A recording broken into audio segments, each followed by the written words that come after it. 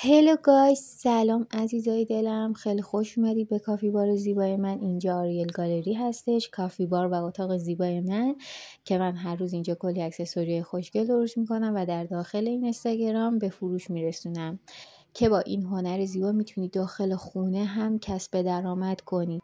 برای تمام سنین مناسبه، یعنی شما میتونید داخل خونه با کمترین هزینه با هنر خودتون کسب درآمد عالی داشته باشید. مثل من که چندین سال تو این حوزه دارم فعالیت میکنم و امروز میخوام چند تا نکته در مورد ساخت زیورآلات و ابزار مهم و کاربردی که باید حتما داشته باشید که هیچ کس بهتون نمیگه من میگم.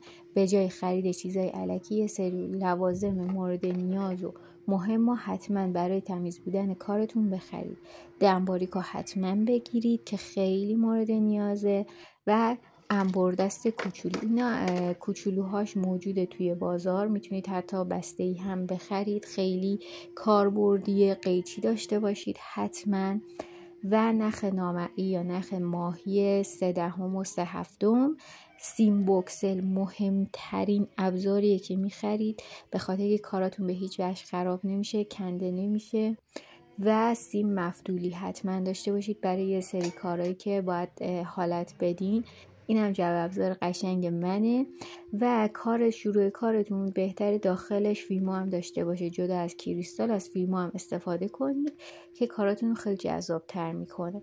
و مهمترین چیز این که استاپر حتما بخرید و قفل توتی. استاپر رو بهتون در آموزش های بعدی میگم چجوری استفاده کنید. و گره مخفی کن خیلی بهتر از گره مخفی کنای دیگه هست. این مدل گره مخفی کن حتما تو لیست خریدتون داشته باشید. به طور واضح دارم بهتون الان نشون میدم.